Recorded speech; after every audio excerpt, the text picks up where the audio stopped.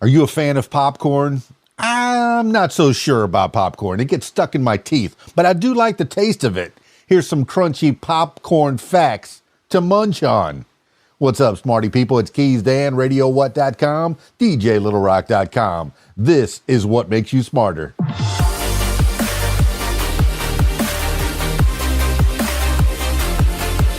Popcorn is such a common, simple snack that we rarely stop to think too much about it.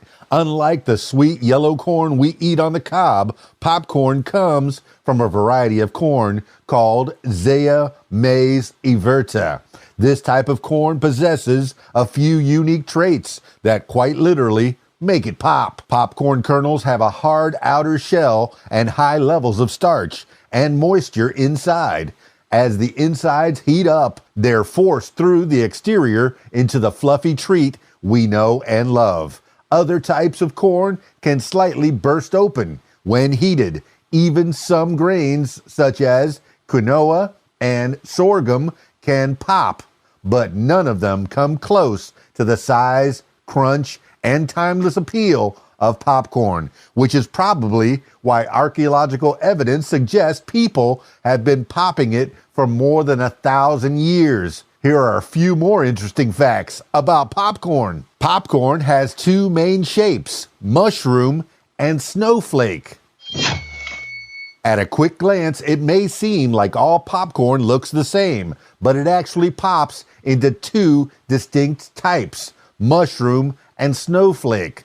Mushroom-shaped popcorn is rounded and dense, making it ideal for coating in caramel or chocolate, since it's less likely to crumple under pressure. Snowflake-shaped popcorn, on the other hand, has an airy, irregular shape with plenty of crevices and a light crunch, optimal for butter and salt to cling to. The particular shape a kernel produces isn't random. It's determined by genetic structure and the popping technique used.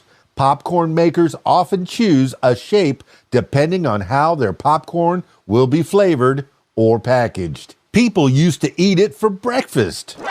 It may seem strange now, but in the late 19th and early 20th centuries, popcorn was commonly served as breakfast cereal. Recipes in early 1900s issues of Good Housekeeping magazine suggested grounding up popped corn and serving it with milk and fruit. Meanwhile, the U.S. Department of Agriculture suggested boiling it with water and serving it like oatmeal. In her 1916 cookbook, Popcorn Recipes, Mary Hamilton Talbot recommended soaking popcorn in cold water overnight, then cooking it in milk in the morning, perhaps a precursor to overnight oats. Despite the plethora of recipes, popcorn cereal eventually gave way to more refined packaged options, and by World War II, its time as a breakfast staple came to an end. It's foamy when it first pops.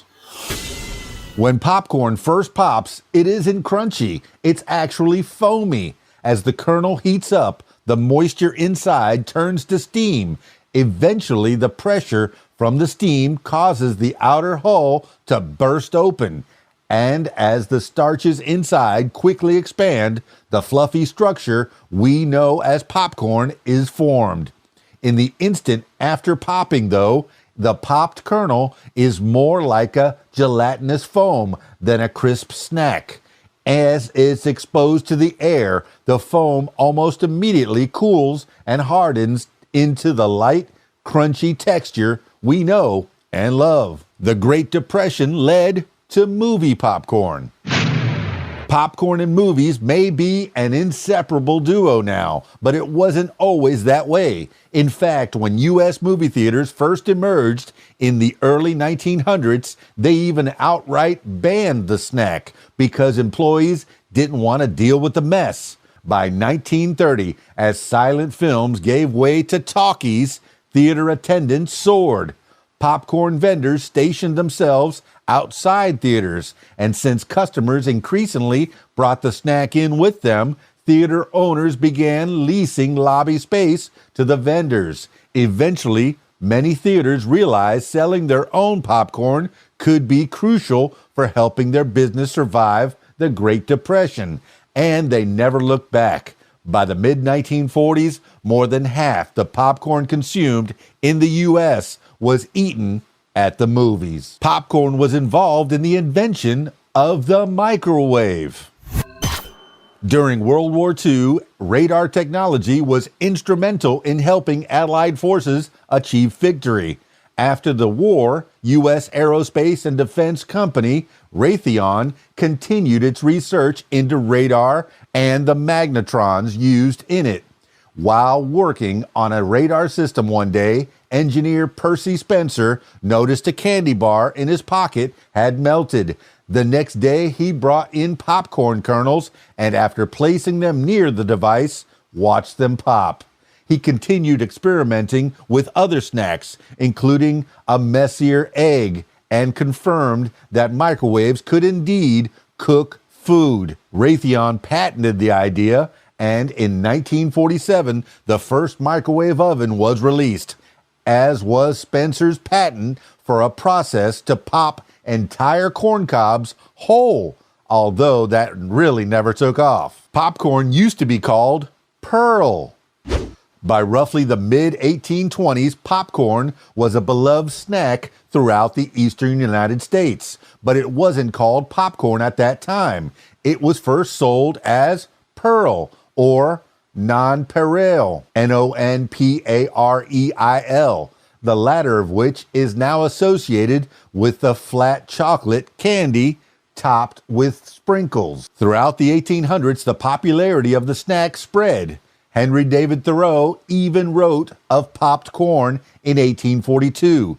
The name also started to evolve, and by 1848, the word popcorn, said to be derived from the noise the kernels made when they burst open, was included in linguist John Russell Bartlett's Dictionary of Americanisms. Well, how about that? Some crunchy popcorn facts to munch on. Did you know all of that? Did you know some of that? Well, now you know all of that. This has been What Makes You Smarter. It's KeysDAN, RadioWhat.com, DJLittleRock.com. Peace. I'm out of here.